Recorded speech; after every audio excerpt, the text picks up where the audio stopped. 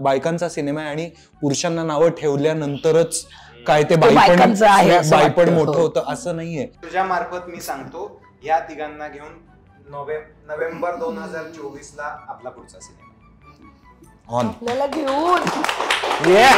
आता इट्स मज्जा Ankita comfort zone.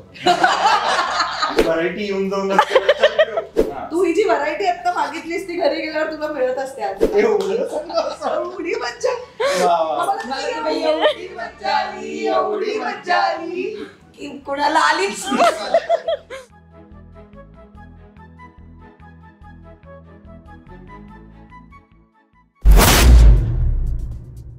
Hello hi नमस्कार, मी मज्जा गर्ल अंकिता लोखंडे. 2023 हे वर्ष आपला निरोप घेतंय, पण त्याआधी राऊंड टेबल 2023 हा झालाच पाहिजे आणि मज्जा पहिल्यांदाच हे एक्सपेरिमेंट करते. आणि मी कोणासोबत केलं पाहिजे तर झिम्मा 2 ची स्टारकास्ट माझ्यासोबत आहे. खूप स्वागत आहे तुमचं. थँक्यू. खूप सुंदर दिसतंय, म्हणजे एकदम कलरफुल झालाय. ही फ्रेम कलरफुल झाली आहे फार. तू विशेष. खरं तर आमच्या चौघांपैकी तू सगळ्यात चांगली दिसते.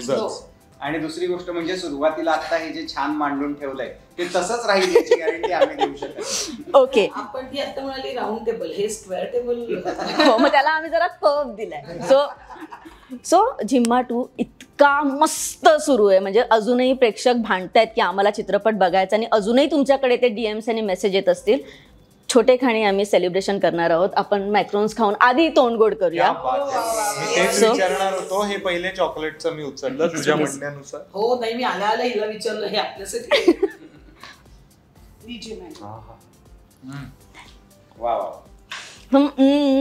असा चित्रपट झालाय की प्रत्येक सीन मध्ये बेस्ट हेच पाहिजे होतं प्रेक्षकांना. आणि हेमंत, खरंच तुझं खूप कौतुक, कारण का बायकांच्या मनातलं ओळखणं, आता हा प्रश्न तर तुला आलाच असेल, तू कसा ओळखलंस यार बायकांच्या मनातलं असं तसं. पण बायकांवर चित्रपट बनवणं, मी लास्ट टाइम पण बोलली की तू ट्रेंड सेटर ठरलायस. आत्ता भावना काय, कारण का आता आलाय झिम्मा 2.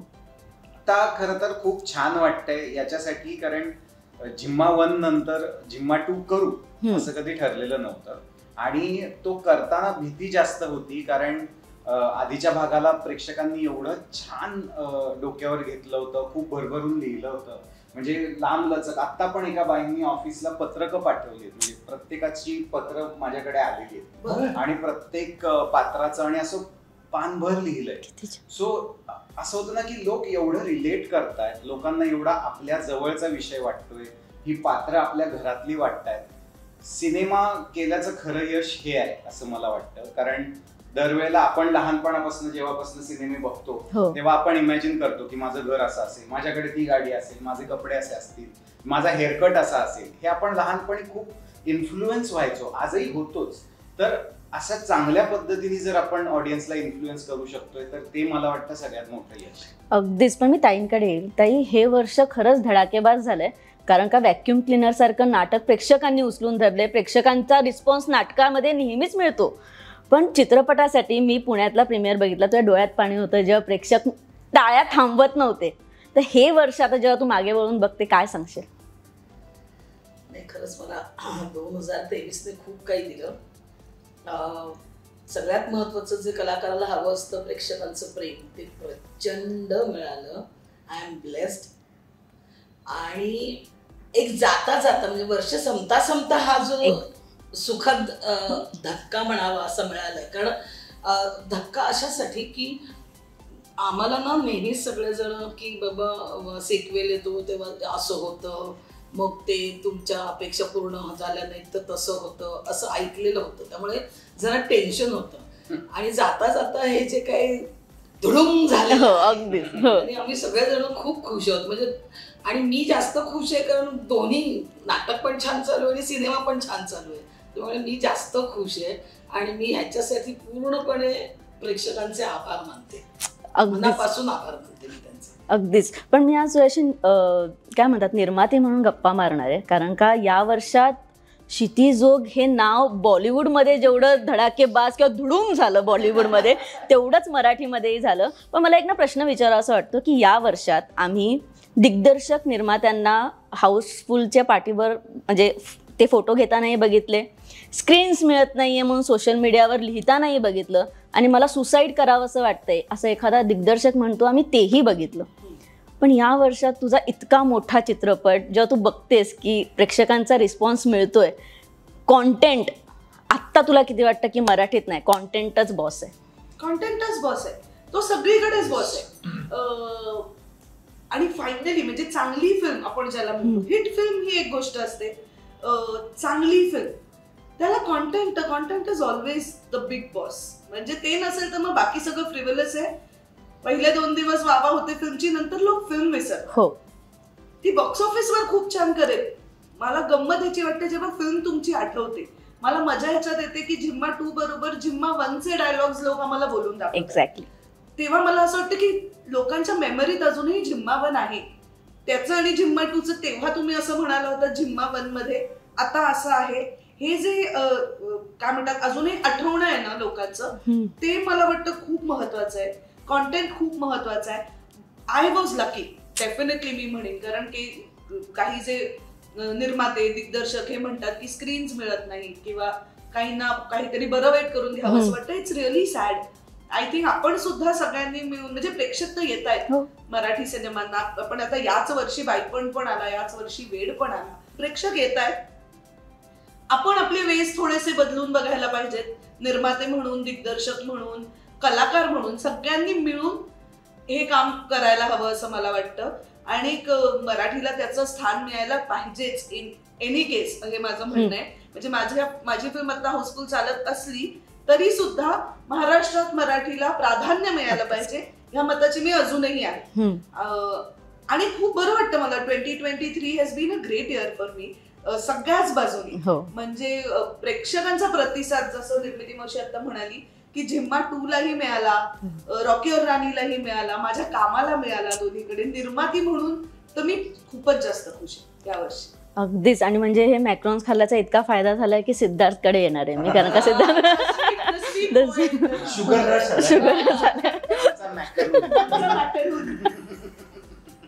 तो कलर पण तसाच घालून आलाय. लेअर्ड माणूस आहे. पण 2023 हे वर्ष सिद्धार्थसाठी कसं होतं? कारण का आपल्या मित्राचा इतका मोठा सिनेमा ही वेगळी बाजू, आपली मैत्रीण प्रोड्युसर आहे ही वेगळी बाजू, आईचं लग्न ही वेगळी बाजू, मिताली सोबतचं ते वर्ष ती वेगळी बाजू, आणि सिद्धार्थ सतत फिरायला जाणं ती वेगळी बाजू. सिद्धार्थसाठी कसं गेले 2023? मला फारच आवडलं हे वर्ष. खरं तर एकतर फार चांगलं काम करायला मिळालंय. त्याहीपेक्षा मी हे सगळं म्हणेन की तू जे सांगितलंस ते तर महत्वाचं आहेच आहे. मला माझ्या बाबतीतच काहीतरी इंटरेस्टिंग करायला मिळालं. मला थोडं स्वतः बाबतीत सिरियस व्हायची संधी मिळाली, स्वतःच्या कामाबाबतीत, स्वतःच्या पर्सनॅलिटी बाबतीत, किंवा ऍज अ पर्सन म्हणून सुद्धा. आणि सिरियस म्हणजे गंभीर नाही, सिरियस म्हणजे थोडी जास्त जाण असलेला आणि फ्युचरचा जास्त विचार करणारा माणूस मला बनता आलं या वर्षी. का मला माहिती नाही आणि कशामुळे हे पण माहित नाही. मे बी मग मी यावर्षी जे मी गेल्या अनेक वर्षात खूप मेहनतीनं नाही केलं, मी स्वतःच्या फिजिकवर काम नव्हतं केलं, ते मी यावर्षी केलं, मनापासून केलं. त्याच्यातनं एक पॉझिटिव्हिटी आली, त्या पॉझिटिव्हिटीमुळे काम चांगलं झालं, काम चांगलं झाल्यामुळे लोकांना माझ्याकडे बघावंसं वाटलं, त्याच्यामुळे एक नवा कॉन्फिडन्स आला. हे असं एक सर्कल पूर्ण झालं. आणि मला रिअलाइज झालं की जे काही मी 12-13 वर्ष काम करत असेल त्यातलं हे वर्ष मला असं वाटतंय की हे वर्ष मी खऱ्या अर्थानं एक रिस्पॉन्सिबल ऍक्टर म्हणून, एका ऍक्टरनी कसं असलं पाहिजे तसा एक रिस्पॉन्सिबल ऍक्टर म्हणून मी जगलो हे वर्ष. मला सांगायला आवडेल, म्हणजे हा माझा मित्र असला तरी सुद्धा त्याच्या सिनेमांचे जे दिग्दर्शक आहेत तेही माझे मित्र आहेत. म्हणजे गेल्या वर्षात त्यांनी केलेले सगळेच सिनेमे त्याचे दिग्दर्शक, अगदी विपुल मेहता सुद्धा असतात. आम्ही सुद्धा जेव्हा बोलत होतो तेव्हा त्यांनी मला सांगितलं की तू लेकिन देख सिद्धार्थने क्या बढिया काम केलं. आता त्याची जी फिल्म येते सई बरोबरची, श्रीदेवी प्रसन्न, त्याचा पण दिग्दर्शक माझा मित्र आहे, एडिटर माझा मित्र आहे. ते सगळे अरे सिद्धार्थ फाडलंय यार. सो म्हणजे हे या आधी बोललं जात नव्हतं. या आधी असं होतं की सिद्धू छान आहे, छान आहे, एक्झॅक्टली. हे या वर्षात ऐकायला मिळतंय. सो मला असं वाटतं की तो म्हणतोय तसं सिद्धार्थच्या करिअर मधलं 2023 हे वर्ष फार महत्वाचं आहे. आणि आय होप इथून पुढेही आम्ही एकमेकांशी असंच बोलू की सिद्धार्थनी फाडलंय. आमच्या बरोबर राहायचं, आमचे आशीर्वाद मिळतात तुला. तुम्ही आधी त्या सोफ्यावर जे काही बसलात ना टेकून हात इथे आम्हाला टेकवायला काही हो ना. तुम्ही जे बसलात ना आम्ही आधी आलोय. आम्ही settle झालोय. पण किती छान ती आली ताई आणि बोलली की मी आणि निर्मिती मावशी इथे बसणार, त्या दोघांना तू इथे बसव. म्हटलं ओके. म्हणून खरं तर जमिनीवर बसवलं हो. असतं. कारण आमची जागा आम्हाला माहिती आहे. मला इथे खुर्ची बसवलं मिळाली असतं हे तरी नशीब आहे आमचं. तर हो. म्हणजे हे वर्ष तसं गेलंय आणि मला मेंटली सुद्धा हो. खूप मला स्ट्रॉंग वाटतंय. मला असं वाटतंय की म्हणजे जरी काही इश्यूज आले, काही प्रॉब्लेमॅटिक सिच्युएशन असली तरी मला आता कळायला लागलंय की there are 1000 ways to get out of it. And असं छान वाटतंय, असं पॉझिटिव्ह वाटतंय हे अख्खं वर्ष. अगदीच. पण आता ताई जेव्हा मगाशी बोलली की जेव्हा सिक्वल येतो तेव्हा आम्हाला बऱ्याच लोकांनी सांगितलं बघा हा सिक्वल आलं की असं होतं, बघा हा सिक्वल आलं की तसं होतं. मी ना हेमंतला लास्ट टाइम एक प्रश्न विचारलेला त्याच्या फकाट चित्रपटाचं जेव्हा इंटरव्ह्यूज होते तेव्हा मी त्याला प्रश्न विचारलेला की लाट येते, ऐतिहासिक चालला ना तर दुसरा चित्रपट आहे उसका ऐतिहासिक चालला, चला आपण ऐतिहासिक बनूया. ट्रेंड सेटर झिम्मा ठरला, त्यानंतर बायकांचे चित्रपटच येतील की काय ही भीती तुला होती का की अरे झिम्मा तर चालला, लगेच बाईपण पण आला, तोही मॅसिव्ह हिट ठरला. तो जेव्हा मॅसिव्ह हिट ठरला तेव्हा निर्माती आणि डिरेक्टर म्हणून खरं सांगा थोडी भीती होती की अरे आता झिम्मा टूला काय प्रतिसाद येईल, किंवा त्यांच्या प्रमोशनच्या ॲक्टिव्हिटीने किंवा त्यांचं काय म्हणतात आपण एक स्टडी करतो की याचा फायदा झिम्मा टूला होईल का, किंवा याचा फायदा नाही झाला तर याचे नुकसान तरी काय होईल. तर दिग्दर्शक म्हणून त्या फेजकडे तू कसं बघितलंयस? तू म्हणतेस तो मुद्दा अगदी बरोबर आहे की एका मागोमाग एकसारखे सिनेमे आले तर आपलं वेगळेपण काय. आणि मला वाटतं ते आपण कंपॅरिझन मध्ये जायला नाही पाहिजे. एक्झॅक्टली. मी स्वतः ते करत नाही. म्हणजे या महिन्यात कुठला आधीचा आला मग त्याच्याशी कंपॅरिझन असं मी जात नाही. मी कायम माझा आधीचा सिनेमा याच्याकडेच जातो. म्हणजे सुदैवानी एक गोष्ट अशी छान घडली की आम्ही प्रोडक्शन हाऊस सुरू केलं, पण दुर्दैवाने त्याच्यानंतर कोविड आलं, 2-1 वर्षाचा ब्रेक गेला. त्याच्यानंतर नोव्हेंबर 2021 ला झिम्मा आला, नोव्हेंबर 2022 ला सनी आला, नोव्हेंबर 2023 ला झिम्मा 2 आला आणि आम्ही तयार आहोत नोव्हेंबर 2024 मध्येही आमचा सिनेमा येणार. करेक्ट. आम्ही दरवेळेला प्रमोशन करताना किंवा सिनेमा बनवताना आधीचा आपला सिनेमा त्याच्याशीच कम्पेअर करतोय. टू बी व्हेरी ऑनेस्ट, आत्ताही आम्ही झिम्मा 1शी झिम्मा 2 कम्पेअर करतो. आम्ही खरंच म्हणजे बाईपणचं यश प्रचंड मोठं आहे आणि मी पहिला माणूस होतो त्याच्याबद्दल पहिली एक सोशल मीडियावरती पोस्ट लिहिणारा की मला प्रचंड आनंद होतोय की हा सिनेमा एवढ्या मोठ्या पातळीवर चालतोय.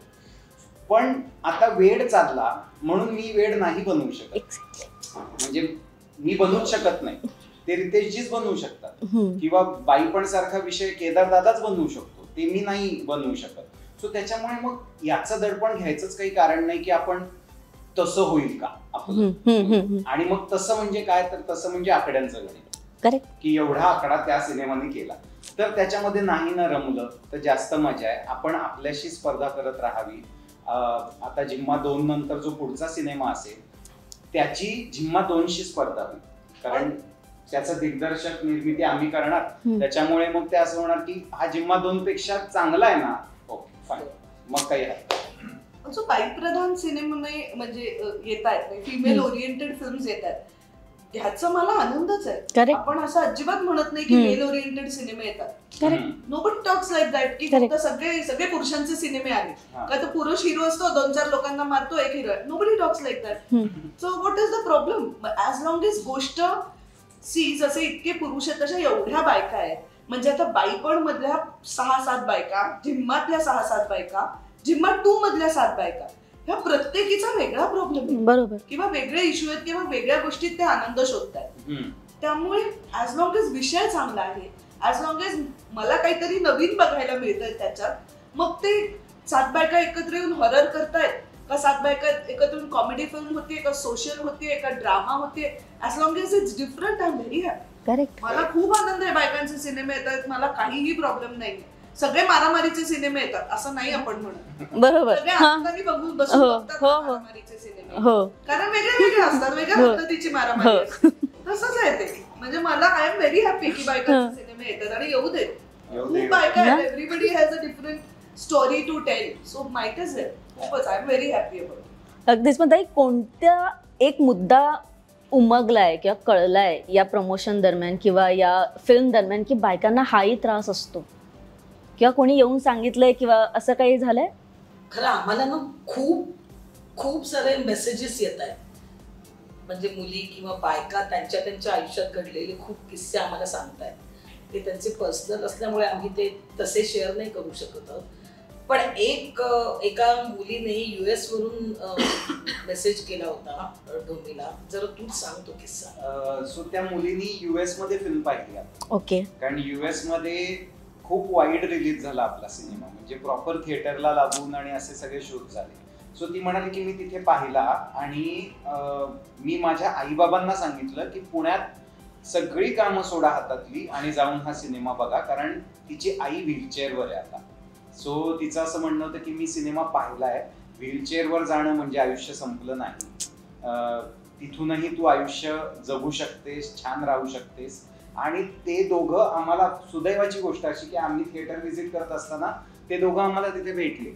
आम्ही त्यांच्यासोबत फोटो काढला की नाही आम्ही तिला पाठवतो की तुम्ही आला होता. आणि तेव्हा त्या आजी एवढंच म्हणाले की खूप मस्त, म्हणजे आमचाही विचार केला तुम्ही. तर मला असं आलं की मी जे म्हणत होतो ना की हे जे भरभरून रिलेट होणं, भरभरून आपलं वाटणं, हे यश आकड्यांच्याही पुढचं आहे ग.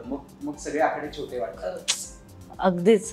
पण हा सिनेमा मी जेव्हा पाहिला, मला तुम्ही आपलेच वाटत होते. म्हणजे मला ही निर्मिती सावंत याच्याने मी पाहिलंच नाही की ही अभिनेत्री किंवा मी यांना गंगूबाईमध्ये पाहिलंय किंवा मी यांचे इतर चित्रपट पाहिले, मी व्हॅक्युम क्लीनर पाहिले, मी कधीच नाही. ही माझ्या घरातली आहे, माझी मावशी अशी आहे, ती अशी बोलून जाते, असं ती तिच्या सुनेला पण कदाचित तशीच वागवते कधीतरी. सो ही माझीच होती. सो हे जे लिहिताना येतं ना, जसं आपण मगाशी म्हटलं की कॉन्टेंट हाच बॉस आहे, किंवा कॉन्टेंट तुमचा असा असेल ना, मग तिथे तुम्ही कलाकार म्हणूनही दुय्यम पडता. बरोबर, ऍब्सोल्युटली बोललीस. म्हणजे खूप खूप छान ऍक्टर आहे, हो. पण जो बोलतोय त्याला काही ग्रॅव्हिटीच नाही, तर काय करणार आहे तो ऍक्टर? हे लोक ना मला नेहमीच मॉडेस्ट म्हणतात, तू खूप अशी नम्र आणि अशी बोलतेस, असं नाहीये वगैरे. पण मी खरंच प्रामाणिकपणे सतत सांगत असते, जर लिखाण आणि तुमचा डिरेक्टर जर स्ट्रॉंग असेल तर तुम्ही खूप काही करू शकता. मी नेहमी ही गोष्ट सांगते. म्हणजे तू जे गंगूबाई बद्दल म्हणालीस, तेही मी राजेश देशपांडेचं कौतुकच करते की त्याने त्या पद्धतीने गंगूबाई लिहिली नसती तर कदाचित ती एवढी आवडली नसती लोकांना. कारण म्हणजे असे रोल किंवा असे येऊन गेलेले पण आहेत, पण त्याने त्यातलं सामाजिक भान खूप जपलं होतं राजेश देशपांडेने. आणि एक कामवाली बाई जी घराघरात जाते आणि तिला प्रॉब्लेम्स करतात, ती ज्या पद्धतीने व्यक्त होते, ज्या पद्धतीने बोलते, मला असं नेहमीच वाटतं मुळात स्क्रिप्ट तगडी पाहिजे आणि मग ती इम्प्लिमेंट करणारा डिरेक्टर चांगला पाहिजे. सो आपण राहून एक नाव जे घेत नाही आहोत, दॅट इज इरावती कर्णिक. मला वाटतं बऱ्यापैकी क्रेडिट तिचं आहे, कारण अशा पद्धतीचं स्क्रिप्ट लिहिणं सुद्धा खूप कठीण आहे. म्हणजे ज्याला एक सरळ सोट, आता समजा जिम्माची कथा अशी असती की या सगळ्या बायका एकत्र जमतात, मग एक गुंड येतो त्यांना किडनॅप करतो आणि मग नंतर कबीर जाऊन मारामारी करतो आणि बायकांना सोडवतो.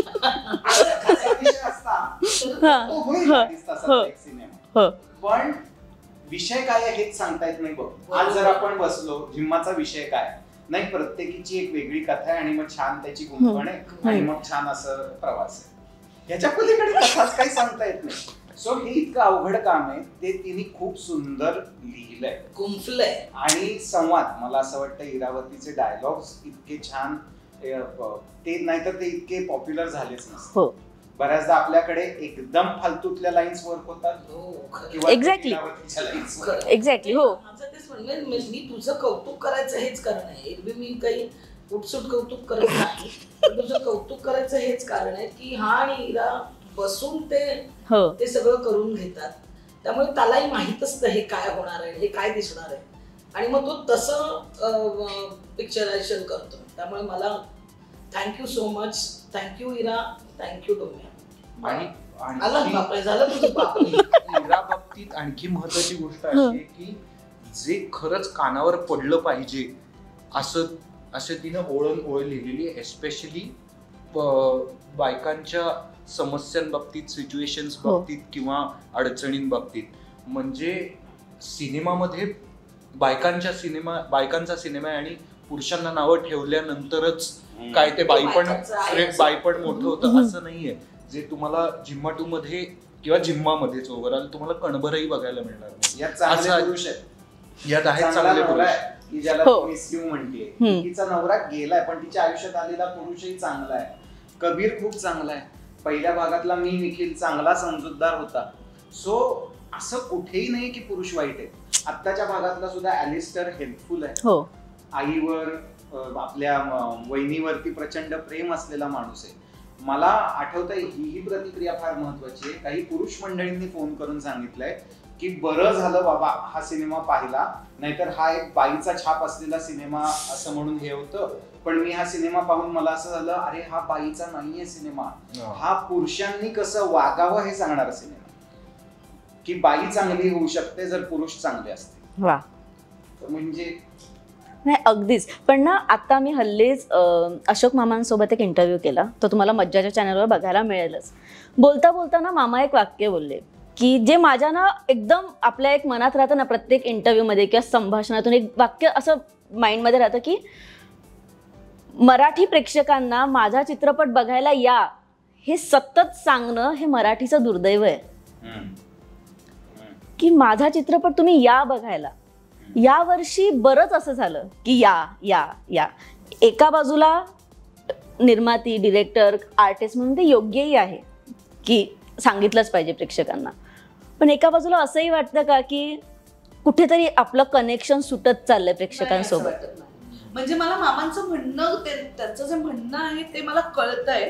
पण in today's time and as जेव्हा माझ्याकडे इतकं काय काय आहे ऑप्शन म्हणून बघायला, म्हणजे मी 40 वर्षाची आहे, मी 20 वर्षाची होते तेव्हा एवढं इंटरनेट नव्हतं, तेव्हा नेटफ्लिक्स काय OTT काहीच नव्हतं.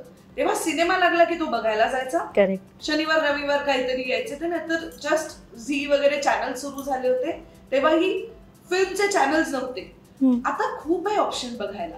आता लोकांना ही आठवण करून देणं की ही फिल्म येते. म्हणजे असं आता काही लोक ही पण ओरड करतात ना की मराठी सिनेमे प्रमोशन होत नाही. खूप प्रमोशन म्हणजे काय? प्रमोशन म्हणजे लोकांना हे सांगणं की असं असं आहे माझ्या सिनेमात, तो बघायला प्लीज या. तर त्यांनी तो बघितला तर मी जे केलं, कारण आपण कमर्शियल सिनेमा करतो, म्हणजे आम्ही तरी मिळून एक कमर्शियल फिल्म करतोय ज्याचा पुढे जाऊन धंदा झाला, त्यातनं मला 2 पैसे सुटले तर मी पुढचा सिनेमा बनवणार, नाही तर मी कसा बनवणार. तर ते सगळं तिकडे. तर आय थिंक इट इज लोकांचं अटेन्शन वळवून घेण्याचं काम आहे ते आपल्याकडे. कारण आजूबाजूला बऱ्याच गोष्टी आहेत. म्हणजे फक्त हिंदी सिनेमे नाही, हिंदी सिनेमे, इंग्लिश सिनेमे, साऊथचे सिनेमे, मराठी नाटक, इंग्लिश नाटक, OTT वर एखादं काहीतरी खूप मोठं रिलीज होत आहे, दॅट इज व्हेरी इम्पॉर्टंट. ह्या सगळ्यात आपलाही सिनेमा येतोय हे सांग, it's a part of publicity I think. Okay, मला असं वाटतं की मनोरंजन त्या काळात दुर्मिळ होतं. ओके, इतकं इझी नव्हतं. म्हणजे मला आठवतंय जागरण गोंधळ कोणाच्या घरी आहे तेव्हा सुद्धा अख्खं गाव जमायचं, कारण एंटरटेनमेंट होणार आहे आज रात्री, भजन आहे तर लोक जमायचे, अख्खी वाडी जमायची त्या घरी. आता होत नाही तसं. आता तुला असा फोन उघडलास, तू गाडीत चाललेली आहेस, अर्ध्या तासाचं बघितलं, हसलीस, ठेवून दिलं. सो तुला जाहिरात करणं मस्ट आहे. फक्त आता जाहिरातीच्या पद्धती काय, मला हेच म्हणायचं होतं की तेव्हा ना फक्त पेपरमध्ये, न्यूज पेपरमध्ये जाहिरात असायची. आता मग ना मुळातच थिएटरमध्ये येऊन तिकीट काढणारे लोक कमी झालेत, बोम्बाय शोवरचे लोक वाढले.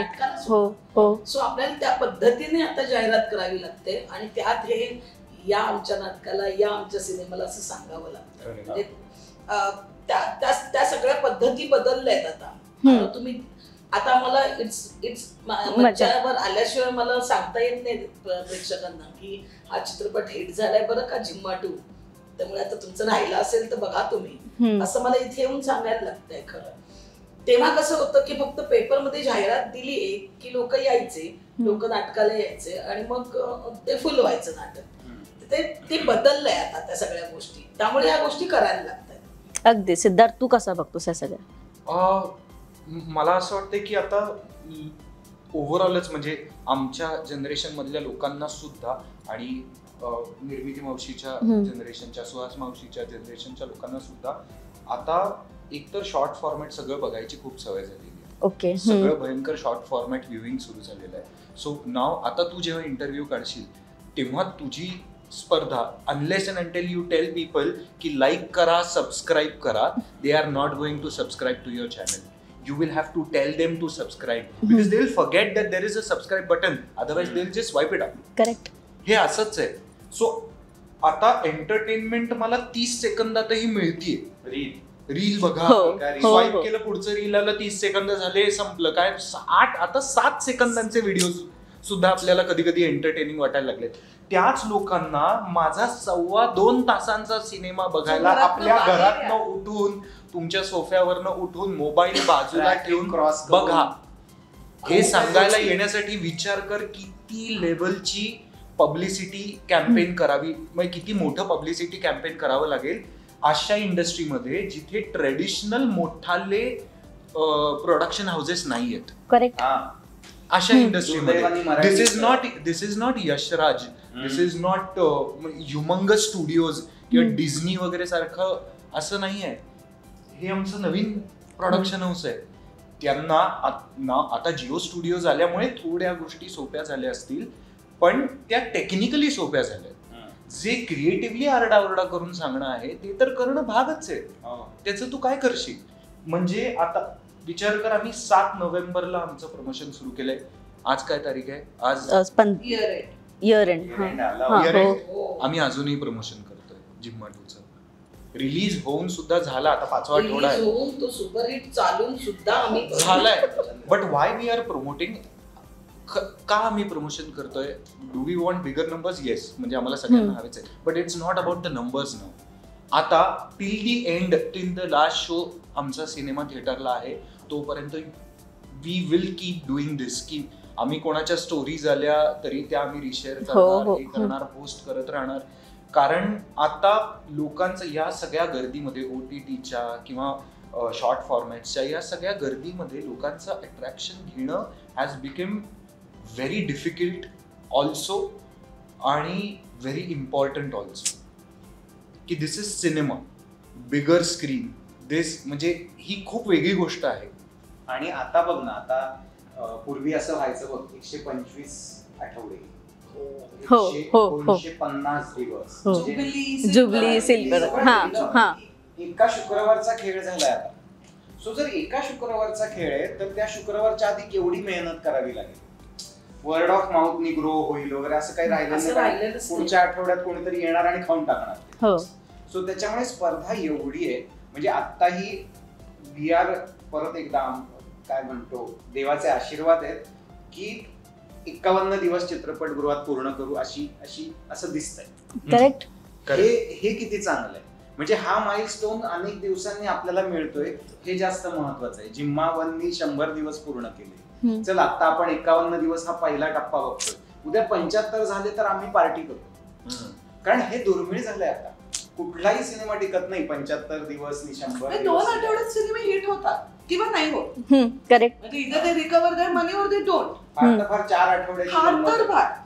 पण आता ते जे ग्लॅमर होतं ना, 50 दिवस, 100 दिवस, 75 दिवस, इट्स अ बिग थिंग ना. म्हणजे थोडक्यात तू जे म्हणालीस की मम्मा म्हणतायत ते खरं आहे, हे दुर्दैव आहे, ते करायलाच लागतं. पण अगदीच प्रोडक्शन हाऊसचा खूप छान मुद्दा निघाला म्हणून विचारावं असं वाटतं की एक मिथ आहे की प्रोडक्शन मोठं पाहिजे, प्रोडक्शन हाऊस म्हणजे आपला सिनेमा चालेल, किंवा माझ्या मागे इतकं मोठं बॅनर आहे. आता फॉर एक्झाम्पल रॉकी राणीचा आपण एक्झाम्पल घेऊ दे. धर्मा आहे माझ्या मागे, तर चित्रपट चालतोच. कारण का धर्माचा एक ना तो लोगो आला की प्रेक्षकांना वाटतं नाही आता करण जोहर जे बनवणार ते छानच बनवणार. हे एक परसेप्शन असतं की हेमंत आता जे बनवणार ना ते छानच बनवणार. असा कोणता नवीन डिरेक्टर आला ज्याची आधीची फिल्म पडली पण प्रेक्षकांच्या मनात ते परसेप्शन आहे, अरे त्याने तो बनवलेला म्हणजे हा पण तसाच असणार. हे परसेप्शन मोडणं किती इम्पॉर्टंट आहे. कारण आता समजा हेमंतचा झिम्मा 1 चालला नसता तर झिम्मा 2 कडे प्रेक्षकांनी तसंच बघितलं असतं का, की अरे हा परत आला झिम्मा 2. जिम्मा टू झालाच नसता. तो कधीच झाला नसता. हा बरोबर. हा जर तू म्हणतेस त्याच्यात तथ्य आणि आहे. हा परसेप्शनचाच खेळ आहे. हो आपली पूर्ण इंडस्ट्री आत्ताही आपण बघ ना, छान दिसवायला सगळं चाललंय. हो बरोबर. हो हो हेच हो आपण तिथे गेटवर एका बेंचवर बसून केला असता का इंटरव्ह्यू? नसता केला. कारण बघणाऱ्याला सुद्धा असं वाटावं की सगळं छान आहे आयुष्यात, नीट आहे, लाईव्ह चालू आहे. आणि हे आताच्या नाटकांमध्ये आलंय, मालिकांमध्ये आलंय. सो परसेप्शनचाच खेळ आहे. आणि कोणाला नाही आवडणार आपलं परसेप्शन असं होणं की नुसत्या आपल्या नावाने आता लोक येणार. हे सगळ्यांना हवंय. आपल्याकडे असं नाव आहे एक्झॅक्टली की नुसतं नाव लागलं निर्मिती सावंत की लोक ह्यानी जातात की जायचंय आणि मजा करायची. पण अगेन तेच नाही अगेन म्हणजे एक्झॅक्टली अगेन तेच परसेप्शन आलं ना. महत्वाचं आहे. हो पण त्याला वेळ लागतो. I know where you are coming from. की आधीचा सिनेमा जर नसेल चालला पण आता बनवलेला सिनेमा खूप चांगला आहे. एक्झॅक्टली. हो त्याला वेळ लागतो. आणि म्हणजे मला असं म्हणायचंय की सपोज मी आधी केलेला सिनेमा हेमंतचा चांगला नव्हता, सपोज नाही चालला, चांगलाही नव्हता, दुसरा केलाय त्यांनी जो चांगला आहे, तर आता हे परसेप्शन कसं मोडता येईल? तर त्यांनी त्याला तो मला दाखवावा लागेल, तुला दाखवावा लागेल, तुला दाखवावा लागेल. आपण जर सगळे म्हणालो की हो खूप खरंच छान आहे सिनेमा, आपण अजून 4 लोकांना सांगू, बरोबर, ते अजून म्हणतील की अच्छा बरं मला आधीचा नव्हता आवडला, मी येऊन बघतो. असं करतच ते ग्रो करावं लागणार आहे. तुमच्या कामानेच तुमचं आधीचं नॉट सो गुड काम चांगलं होणार, म्हणजे नाहीतर ते परसेप्शन कसं बदलणार. पण आपल्या इंडस्ट्रीमध्ये कामानेच काम मिळतं सगळीकडेच. म्हणजे आता मी इथे छान इंटरव्ह्यू करते, मग मला कदाचित दुसरी कोण हा तू छान इंटरव्ह्यू करते, मग दुसरीकडे ही भूमिका छान केली, अरे निर्मितीने ती भूमिका छान केली, आपण तिला आपल्या चित्रपटात घेऊया. ती आज बसली आहे की जिच्या नावाने बुकिंग. एक्झॅक्टली. हो I am sure there was a time हा ठीकच आहे ही नको पण नाटकात, असं कधीतरी झालंच असेल आयुष्यात की जेव्हा काय कुठले तरी वन नाईट प्लेस किंवा कॉम्पिटिशन करत असेल, कधीतरी असं झालं असेल हे तू नीट नाही करत आहे. कधीतरी वयाच्या कुठल्या तरी 12व्या वर्षी 13 16व्या वर्षी फ्रॉम देअर टू हिअर खूप काळ पण गेलाय मध्ये, खूप काम केलंय मध्ये, कन्सिस्टंटली काम केलंय, जे महत्वाचं आहे. करेक्ट. ते चांगलं काम करत राहणे हे महत्वाचं. आणि मला हे पण इम्पॉर्टंट वाटतंय जे मी निर्मिती मावशीकडनं शिकतो किंवा सुहास मावशीकडनं, की जे काम हिट झालंय, सुपर डुपर हिट झालंय, त्याचं बॅगेज तिथल्या तिथे ठेवून पुढच्या कामाला वळायचंय. त्याचं बॅगेज घेऊन त्या नाही पुढे गेल्यात आणि त्याच्यामुळे त्यांच्याबरोबर काम करावं असं वाटत राहतं टेक्निशियन्सना, ऍक्टर्सना, रायटर्सना, स्पॉट बॉईजना, त्या सगळ्यांना त्यांच्याबरोबर काम करावं असं वाटतं. फॉर द व्हेरी रिझन त्या सुपर हिट आहेत म्हणून त्या सुपर हिट वागत नाही. ऑल्सो आणि एक काम करून नाही होते. हो त्याच्यासाठी काहीतरी बॉडी ऑफ वर्क लागतं, नाहीतर लोक विसरतात किंवा तेवढंच आठवतं, पुढे काही नाही. सो हे जे तू म्हणतेस ना परसेप्शन, त्यासाठी कन्सिस्टंटली अटलिस्ट चांगलं काम करण्याचा प्रयत्न करावा लागतो. काही वेळेला ते आपल्या वाटेला येईलच असं नाही. आता ऍक्टर्स म्हणून दरवेळेला मी नाही म्हणू शकत की अशी भारी स्क्रिप्ट पाहिजे ना की माझं असं नाही, असं नाही होणार. काही वेळेला मला असं होईल की रोल चांगला आहे पण 19-20 होत आहे, पण मी करते, लेट मी पुट इट. कधीतरी कोणीतरी बघून म्हणाल ह्याच्यात क्षितिज मी चांगलं काम केलं, बरोबर, ह्याच्यासाठीही करावं लागतं मला की ह्याचं पण मी सोनं करून मी माझ्या परीनं काय बेस्ट करतो. आणि आपण सगळ्यांनीच अशी ही कामं केली आहे की त्याचं नाव आलं तरी आपण असं म्हणतो नको नको ठीक आहे, पण आपल्या हातात नाहीये. आपण तेव्हा ठरवलेलं नसतं पुढच्या महिन्यात काही करून वाईटच काम करायचं, किंवा एखादा दिग्दर्शक आला ऐक ना प्लीज घाणेरडा सिनेमा करूया, असं आपण करतच नाही ना. त्याला यश मिळतं नाही मिळत, किंवा तो चांगला होतो किंवा नाही होत, हे हा नाटकाचा प्रयोग आहे बघ. कधीतरी छान होतो, एखाद्या वेळेला एखादी जागा हुकते, काहीतरी होतं आणि मग असं होतं नाही पुढचा अजून छान करायचा. सो ते आमच्या सगळ्यांच्या आयुष्यात आहेच. आणि मला वाटतं एक काम नाहीच ओळख मिळवून देणारे, म्हणजे जिम्मावाला हेमंत डोमे असं नाही होणार आहे. त्याच्यासाठी 10 कामं लागतात. जिम्मावाला हेमंत डोमेच आहेस तू. नाही पण 10 कामं लागतील अजून की मग हेमंत डोमेचं काम. एक्झॅक्टली हेमंत डोमेचं होईल. आता तू जिम्मावाला हेमंत डोमेचा आहेस. तर आता हेमंत डोमे व्हायला पाहिजे. मग तू चांगली कामं करत राहा, लवकर दुसरा आमच्यासारखे ऍक्टर्स घेत राहा. लवकर दुसरा सिनेमा करत राहा. आमच्यासारखे ऍक्टर्स घेत राहा. का नाही तुला? मध्ये तर हिने मला सांगितलंय काय? मी तुझ्या सिनेमात नसेल तर यशच नाही मिळणार, तुला मला घ्यावंच लागेल.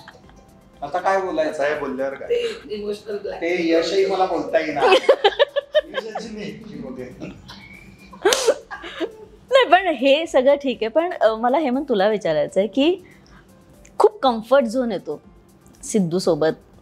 तू झिम्मा 3 केलास, चला आपण असं समजूया की नेक्स्ट नोव्हेंबर झिम्मा 3 येणार आहे. Next November. हा, नेक्स्ट नोव्हेंबर. तू नोव्हेंबर मध्ये कसे प्रेक्षकांना धक्के देतोस आणि न्यू इयर बनवतोस ना आमचं. सो नेक्स्ट नोव्हेंबर मध्ये झिम्मा 3 येणार आहे अशी अनाउन्समेंट अंकिता लोखंडेने केली. ठीक आहे, कम्फर्ट झोन असतो रे. सिद्धू तर असणारच आहे, निर्मिती ताई तर असणारच आहे, क्षितीचा रोल लिहिलाय मी. कम्फर्ट झोन जेव्हा क्रिएट होतो तेव्हा एक खूप असं मिथ बोलू शकतो किंवा एक कोट आपण नेहमी ऐकतो की कम्फर्ट झोनच्या बाहेर काम करा, मग तुम्ही तुमचं बेस्ट देता.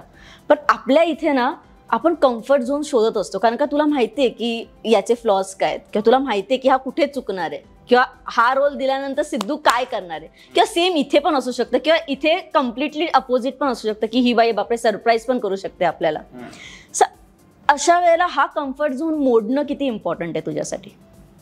मला असं वाटतं असू द्यावा कम्फर्ट झोन. एक्झॅक्टली. इंग्लिश नाटक करते, त्याच्यात एक वाक्य आहे आकर्ष खुरानाने लिहिलेलं की comfort it is comfortable, that is why it is my comfort. आपण आपल्या घरात कम्फर्टेबल का असतो? रोज का असं करायचंय? आज हा नको सोफा जमिनीवर बसू, हा नको टेबलावर खुर्च्या काढून असं जेवायला बसू, असं का करायचंय प्रयोग? मी म्हणतोय कम्फर्ट छान आहे ना, सगळं छान आहे, मस्त आहे. आपल्याला माहितीये काय माणसं आहेत, काय कपॅसिटीची माणसं, आपल्याला त्यांच्याबरोबर काम सिद्धू माझा मित्र आहे, पण म्हणून मी त्याला घरी जेवायला बोललो. मी त्याला सिनेमात कास्ट करतोय कारण तो चांगला अभिनेता आहे. करेक्ट. सगळ्यात महत्त्वाचं परफेक्ट आहे. हो. आणि मग तो मित्र आहे हे एक ऍडेड ऍडव्हान्टेज झालं की मग मी त्याला समजून सांगू शकतो, मी त्याला काही गोष्टी हक्काने हे करू शकतो.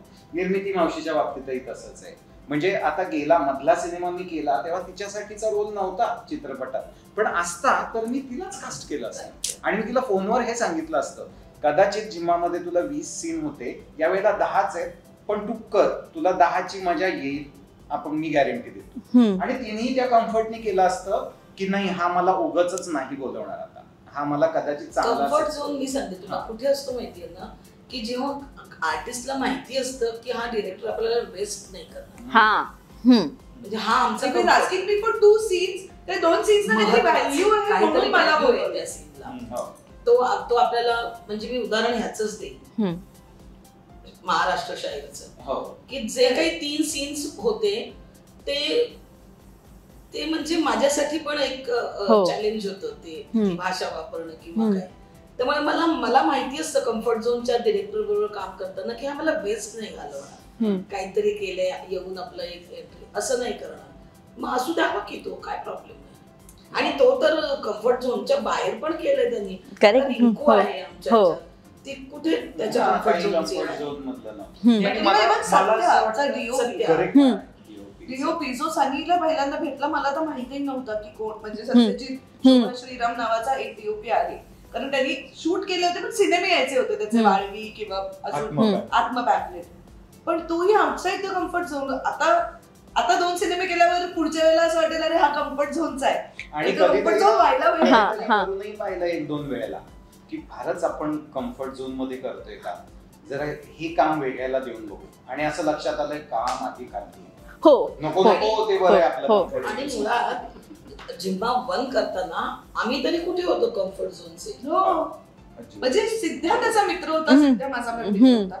निर्मिती मावशीला मी खूप वर्षांपासून ओळखते, त्याचा काही संबंध नव्हता अदर देन क्षितीची मावशी किंवा फॉर हर होम्या वॉज क्षितीचा नवरा, म्हणजे ती माझ्या लग्नाला हजर होती, पण असं काही नव्हतं की आम्ही एकमेकांशी बोलतोय. आता म्हणजे 4-4 दिवसांनी डोकं खातो एकमेकांशी. म्हणजे सायलीशी त्याचा कम्फर्ट झोन होता कारण त्यांनी आधी काम केले, ती त्याची जास्त जवळची मैत्रीण आहे.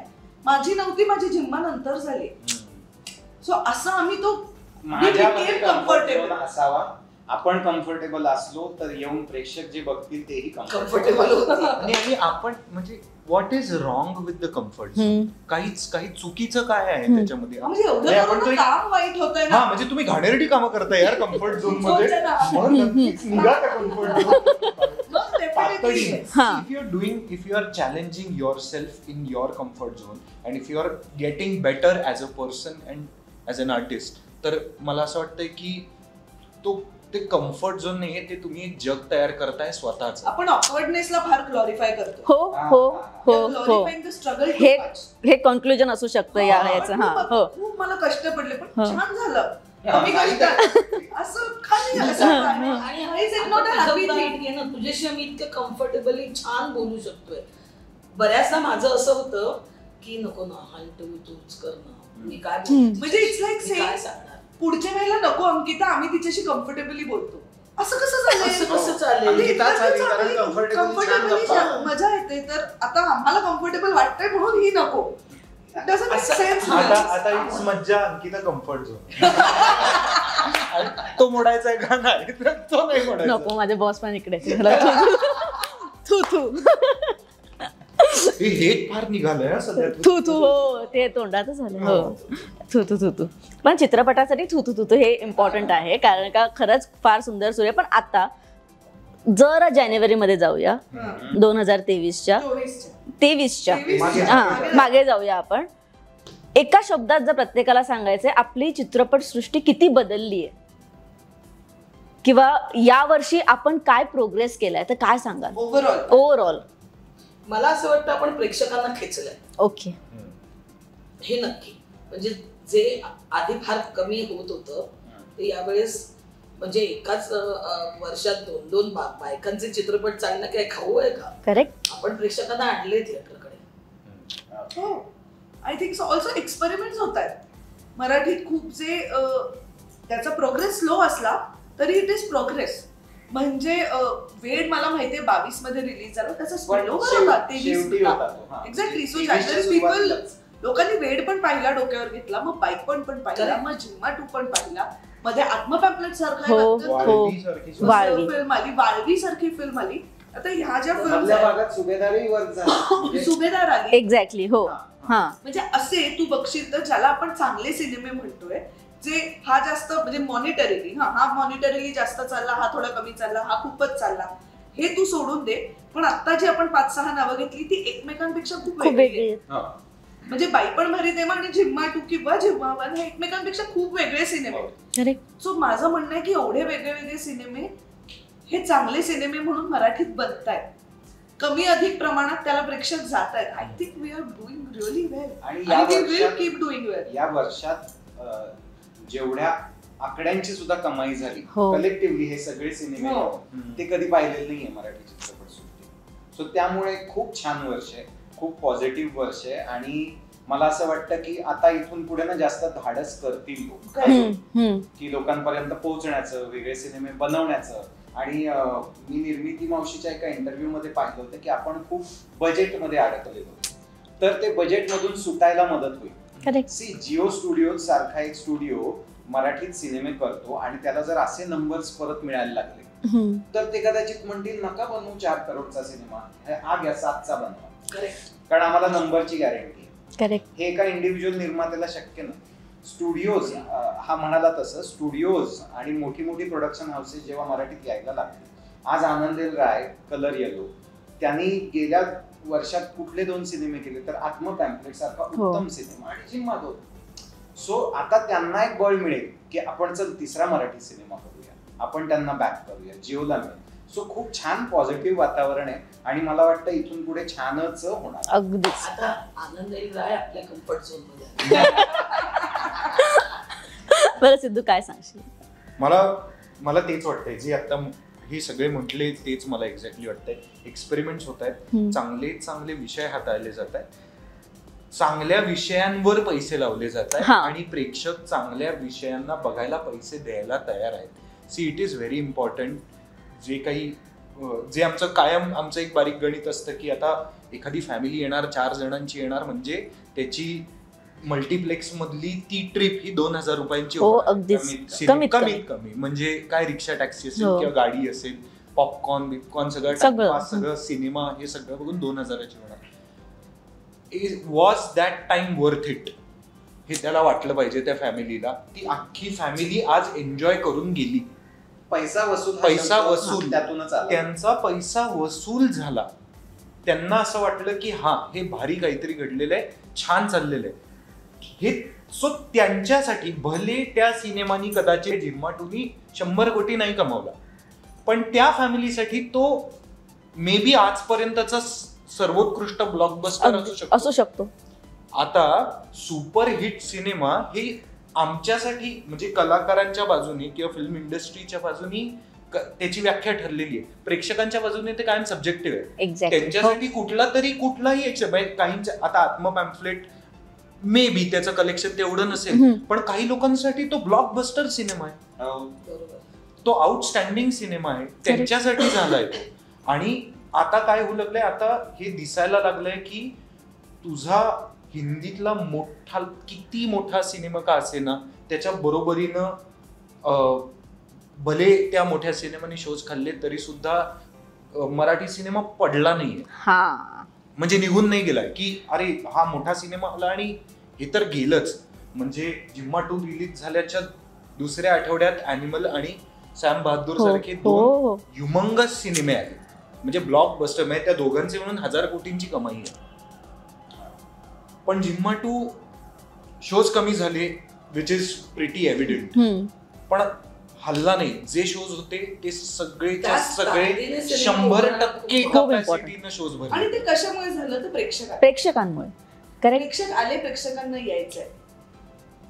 याही बरोबर प्रेक्षक आले कारण त्यांना चांगला विषय हाताळायला, चांगला विषय बघायला दिला, कारण त्यांना काहीतरी रिलेटेबल बघायला दिलं. एक फॅमिली म्हणून 100% झिम्मा 2 पाहिल्यानंतर ते घरी गेल्यानंतर चर्चा करणार सिनेमाबद्दल की तुला काय वाटतं, किंवा तो सिनेमा ज्या व्हॅल्यूज बद्दल बोलतो त्या व्हॅल्यूज बाबतीत मे बी चर्चा नाही होणार, पण काहीतरी अंमलात आणलं जाईल त्या फॅमिलीमध्ये. त्या बाईबद्दल असेल किंवा माझ्या बहिणीबद्दल असेल, कुठली तरी गोष्ट अंमलात आणली जाईल. म्हणजे एखादा भाऊ मे बी त्याच्या मोठ्या बहिणीला वगैरे विचारेल की तुझे पिरियड झाले, तुला त्रास वगैरे झाला तर मला सांगा, काही आणून मिळून द्यायचं असेल तर मी करीन. भारी गोष्ट आहे. त्याच्यासाठी हा ब्लॉकबस्टर ठरला, आमच्यासाठी ठरला, विषय नाही. पण अगदीच हे वर्ष खरंच तुमचं होतं आणि हे वर्ष गाजवलंय तुम्ही. म्हणजे इयर एंड तर आता आपण ढोमेच्याच नावावर करूया असं झालंय. इंडस्ट्रीमधून एक लेटर की प्रत्येक इयर एंडला ढोमेचा चित्रपट आल्याशिवाय आपण इयर एंड करायचा नाही, असं करूयात का? खूप आवडेल मला असं. खरंच यासाठी काम करायला आवडेल. ही खूप छान योगायोगाची गोष्ट. मी मगाशी सांगितलं की दरवेळी नोव्हेंबरमध्ये आमचा सिनेमा येतोय आणि तो येत राहू. मी जी अनाउन्समेंट केली आहे ती फायनल करूया. नको, ती नाही होणार. जोपर्यंत छान स्क्रिप्ट, चांगल्या गोष्टी आणि जोपर्यंत असं वाटत नाही ते स्क्रिप्ट वाचून आम्हा संपूर्ण टीमला की करूया, तोवर नाही. आत्ताही करताना ह्या लोकांना स्क्रिप्ट ऐकवला आणि विचारलं काय वाटतं. काय माहिती ना, तो झिम्मा 2 नंतर म्हणजे झिम्मा 1 नंतर झिम्मा 2 करायचं कधी कळलं आम्हाला. आम्ही ती सगळी पात्र आमच्या डोक्यातनं विसरलो. मग आम्हाला त्यांची परत आठवण आली. ओके. आणि मग ठरवलं की आता ह्यांच्यासाठी आपण ह्या पात्रांचा परत एक सिनेमा करू. झिम्मा 2 आत्ता चालू आहे. तो आमच्या डोक्यातनं जाऊ दे, आम्हाला ती पात्र विसरू देत. मग आम्हाला त्यांची परत आठवण आली, आम्हाला जर आठवण आली तर नक्की झिम्मा 3 होईल. आणि आमच्या दोघांच्या वतीने सांगतो की बाई प्रधान सिनेमा यायला हवा, चालला पाहिजे. झिम्मा 2 बाई पण भारी देवा, सगळं चाललं पाहिजे. बरोबर आहे. दरवर्षी बायकांबरोबर नाही ना ग जात आहे. दरवर्षी एक अख्खा महिना फक्त बायकांबरोबर नाही घालवत. आणि त्याच असं नाही की वेगळे त्याच बायका एक अख्खा महिना. व्हरायटी असेल तर काही हरकतही नाही. कसली व्हरायटी, कसली हवी तुम्हाला? तू व्हरायटी काय बोलतोय? तरी त्याला आज कोणाची आठवण येते? तोच त्याने सांगितलं पण आहे त्याला कोणाची आठवण येते आज. कोणाची आठवण येते तुला? कोणाची मी कधी सांगतो काय रे, कोणाची आठवण येते तुला? सायलीची येऊ दे आठवण. सायली पाहिजे होती आता. तू ही जी व्हरायटी आता मागितलीस ती घरी गेल्यावर तुला मिळत असते. आज जेवणात एकदम व्हरायटी आहे. कारला बोलू नका. हे तुला पार्सल देऊ. काय होतं तुम्हाला कळतंय का धोम्या? सगळे आपले कॅमेरामन खुश आहेत, सगळे पुरुष खुश आहेत. हो, त्यांना दिसतं याचा आज खेचा होणार नाही. पण तुला हे पार्सल देऊ का रात्रीसाठी? नाही, ते मी आत्ताच काही त्याचं काही टेन्शन नाही. पण 2023 संपतंय, इतकं छान वर्ष. प्रत्येक इयर एंडला ना प्रत्येकाच्या मनात ही गोष्ट येते की अरे वर्ष संपतंय. भले त्या वर्षात आपण काही केलंय नाही केलंय, पण वर्ष संपतंय हे प्रत्येकासाठी एक हळवी बाजू असते. आपण व्यक्त नाही होत, पण बॅक ऑफ द माइंड आपल्या असतं की अरे वर्ष संपतंय यार.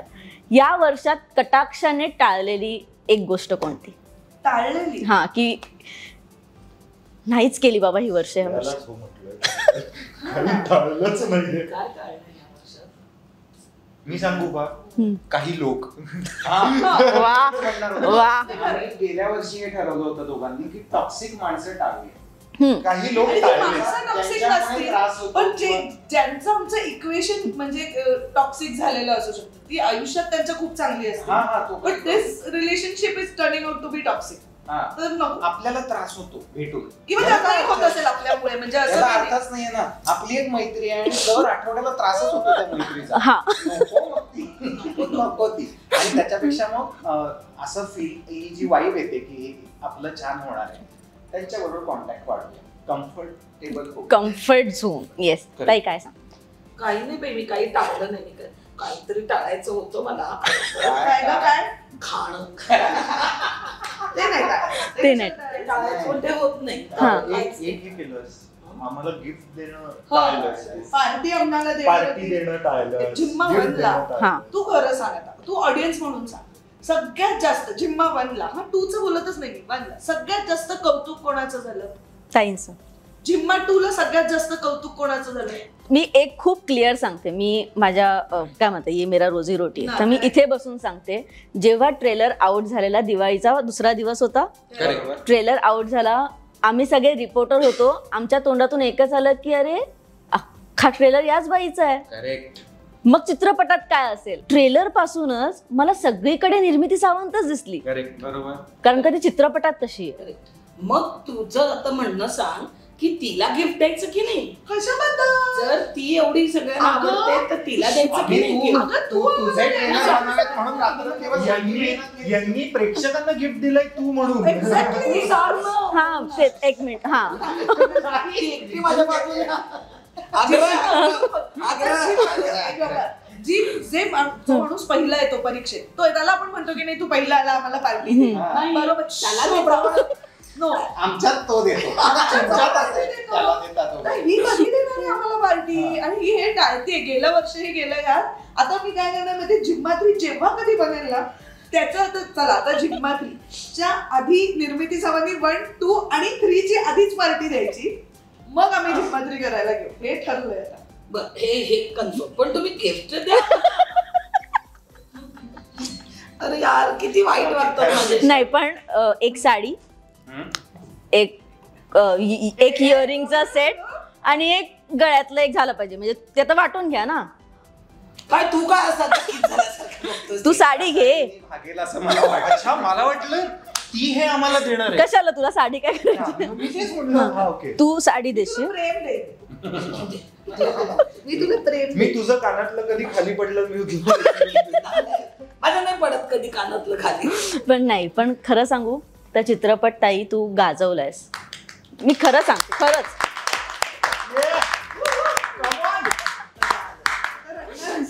नाही आता झालं, आता ऑफ झाली. नाही, हे फार कौतुक काय म्हणतात की फार कौतुक करू नये एखाद्या कलाकाराचं असं म्हणतात. नाही, खोटं आहे ते, करावं भरपूर. हा, पण म्हणून हा, करा. पण खरंच आम्हाला अजून ती निर्मिती बघायला आवडेल जी काय म्हणतात या ज्या गेल्या काळात मिस करत होते प्रेक्षक, की अरे नको, मग एखाद्या सिनेमा पुरतं नको. मी तुला सांगू, आणि मी देवाला प्रार्थना करीन की ती माझ्या मार्फतच ते माझं स्वार्थी जास्त आहे. वाटेल. स्वार्थी आहे, स्वार्थी. चल, तुला गिफ्ट द्यायचं ना तिला, तिच्यासाठी आणि माझ्यासाठी आणि क्षितीसाठी. ऐक ऐक ऐक ऐक, हे जे तिघं बसले तिथे, जे पूर्ण वेळ तुझ्या पाठीशी आहे, बाकीचे व्हरायटी येऊन जाऊन हे छापलं जात आहे. सुहास हे सगळे बघणार आहेत. आता इकडे नाहीये ना, तर आपण बोलून घेऊया. आता आम्हा तिघांसाठी एक नाटक बसव. नाटक बसव ज्याच्यात निर्मिती मावशी आहे. प्रयत्न करूया. पण तुझ्या ठीक आहे, तुझ्या मार्फत मी सांगतो, या तिघांना घेऊन नोव्हेंबर 2024 आपला पुढचा सिनेमा.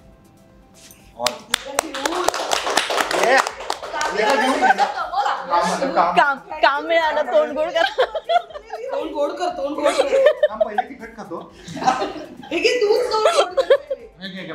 आणि हे जे तुम्ही आता हा वाक्य म्हणालाय, एक तर खूप लोक एक रेकॉर्डिंग मला पाठव. हे घे, खा. अरे कॅमेरा दादा, हे घ्या. तुम्हाला ऐक, सिद्धार्थला काम मिळाल्याची एवढी जसं काही याला कामच नाहीये जवळपास. रेकॉर्डिंग आम्हाला पाठव. नक्की, हा माझा प्रोमो असेल. तर ते रेकॉर्डिंग आम्ही सेव्ह करून ठेवू.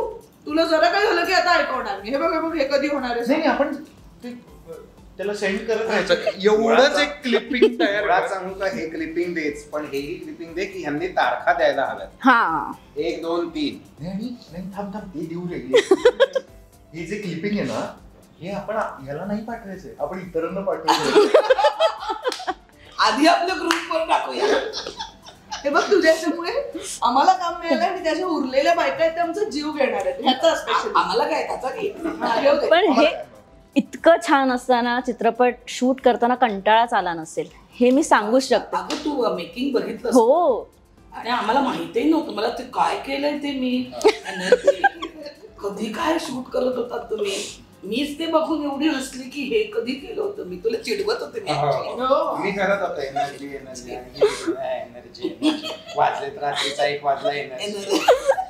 पण खरंच या राऊंड टेबलचा शेवट करताना ना, मला अगेन निर्मात्यांकडे यावं असं वाटते. कारण का खूप भक्कम पाया लागतो या इंडस्ट्रीमध्ये, तो आहे निर्मात्यांचा.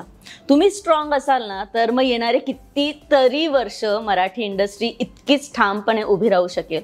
कारण का निर्माता येतो, चित्रपट फ्लॉप होतो, तो दुसरा चित्रपट बनवण्याच्या त्याची कॅपेबिलिटीज राहत नाहीत, त्याची हिंमतच होत नाही. कारण का तेच लोन इतकं असतं, किंवा जमीन विकून केलेली असतं, शेती विकून केलेलं असतं, जे काही असेल. खरंच शेती मला खरंच कौतुक वाटतं. कारण का ॲज अ वुमन एवढी मोठी जबाबदारी खांद्यावर पेलणं फार. फक्त काही गोष्टी ऍड करू इच्छिते. बरोबर आहे, हे सगळं खूप बरोबर आहे. पण ह्याच्या मागे उभं राहायला ना तुम्हाला अशी टीम लागते. ज्या टीम जर त्या टीमनी मदत नाही ना केली, तर कुठलाही कितीही मोठा निर्माता असो तो कधीच प्रॉफिटमध्ये जाणार नाही. Because your team doesn't know. म्हणजे झिम्मा 2च्या वेळेला तरी आमच्या बरोबर जिओ आहे, कलर येलो आहे. झिम्मा 1च्या वेळेला कुणीच नव्हतं. या सगळ्यांना आम्ही फिनॅन्शियली सगळं पणाला लावून केलं होतं. ओ बापरे, आता कसं होणार. प्रत्येकाने मला मेसेज करून सांगितले माझ्या पैशाची घाई नाही. हिने मला फोन केला होता, हे काय मला म्हणजे उलट असा फोन असतो ना, माझे पैसे यायचे. हिने मला मेसेज केला, आता कुठे पाठवले पैसे, आता तर कोविड नव्हतं, आता जरा. म्हटलं अगं पैसे पाठवले. हा ही काय ऑर्डर असू शकते. यावेळी तिने केला खूप आले यावेळेला. गेल्या वेळेला झिम्मा 1च्या वेळेला ना आमच्याकडे ऍडव्हान्स द्यायला पैसे नव्हते. ऍडव्हान्स आपण देतो ना सिनेमा साईन, तर ऍडव्हान्सला पैसेच नव्हते द्यायला. झिम्मा 2च्या वेळेला ऍडव्हान्सला द्यायचे पैसे होते. तर मी सगळ्यांना आम्ही रिडिंगला आलो, तर मला खूप भारी वाटत होतं की येस माझ्याकडे पैसे आहेत असं म्हणून मी सगळ्यांना चेक दिली की आता हे तुमचे सायनिंगचे पैसे वगैरे. हिनी, सुहास मावशीनी, सुचित्रानी, हे काय आता कशाला पैसे. पण असं झालं की मी आता खूप एक्साइट होते. खूप वर आले.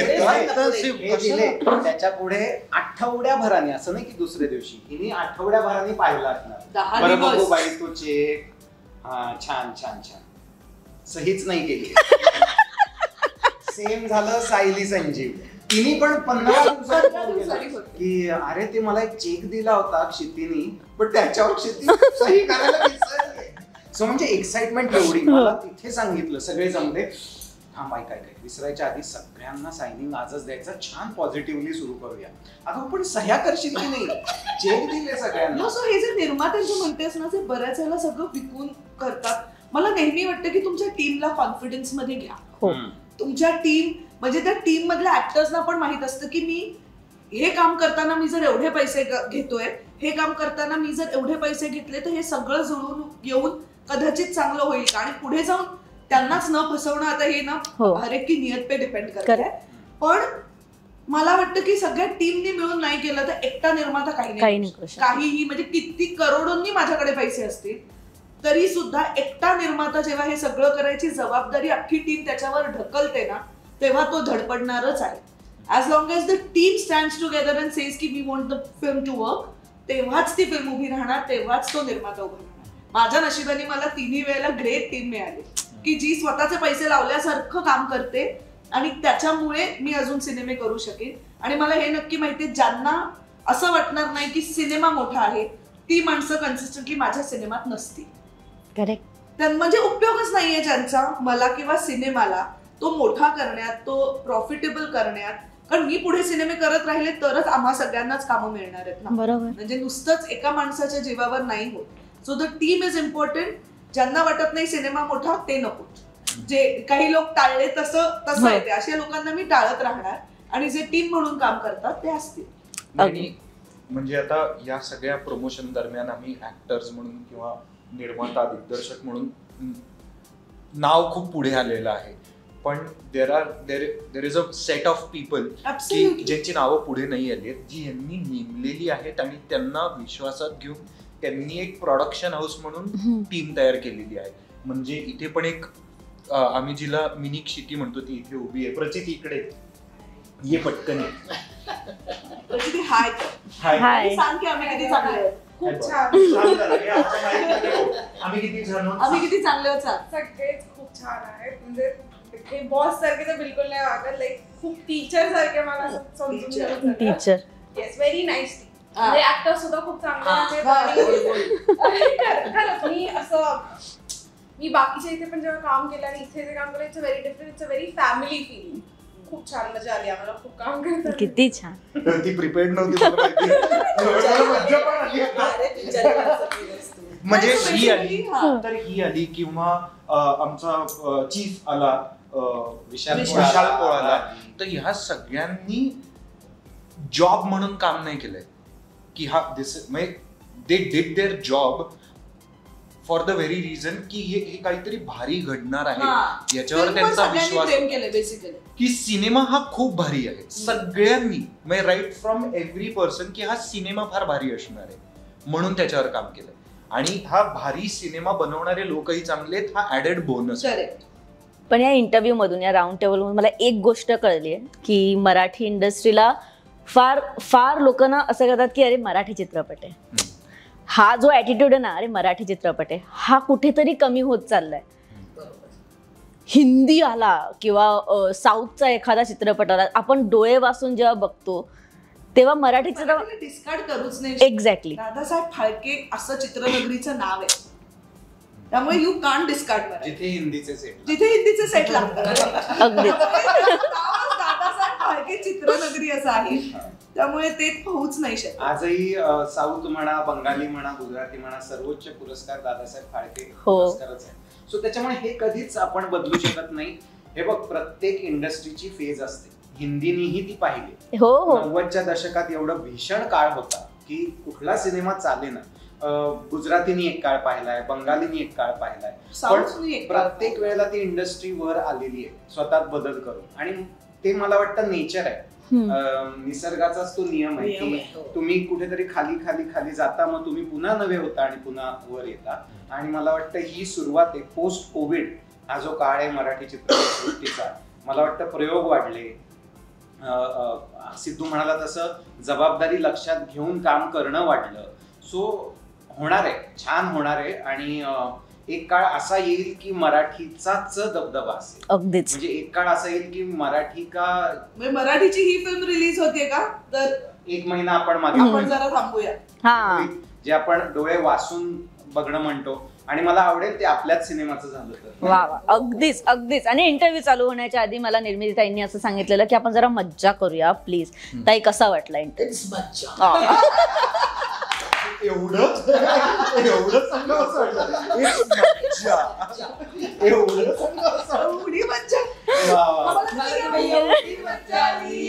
मज्जा आलीच. बरं, हा सगळा अट्टाहास तुमच्यासाठीच होता, कारण का जेव्हाही मराठी चित्रपट छान करतो तेव्हा मज्जा म्हणून किंवा मज्जाची संपूर्ण टीम म्हणून आम्हाला खूप आनंद होतो. आम्ही नेहमीच सेलिब्रेट करतो. आम्ही बाईपणी तसाच सेलिब्रेट केला, आम्ही झिम्माही तसाच सेलिब्रेट करतोय, कारण तुमच्यामुळे आम्ही आहोत, आमच्यामुळे तुम्ही आहात. नाही, 100% म्हणजे तुमच्यासारखे प्लॅटफॉर्म्स आहेत म्हणून प्रेक्षकांपर्यंत खूप चांगल्या पद्धतीने पोहोचता येतं. ते इंटरव्ह्यूज फॉर्मल राहत नाही. आत्ता बघ ना, ज्या गप्पा झाल्या त्या छान पद्धतीने प्रेक्षकांपर्यंत पोहोचणार आहेत. शिवाय तुमचं मला सांगायला आवडेल, इट्स मज्जाचे जे तुम्ही पुरस्कार घेता दरवर्षी, ते खूप कठीण आहे ते करणं.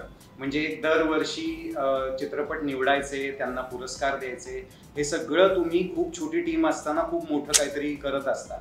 आणि ही पॉझिटिव्ह साईन आहे जे आपण ज्याच्याबद्दल बोलत होतो की मराठीचे छान दिवस येणार आहेत, ते हे अशा लोकांमुळे येणार.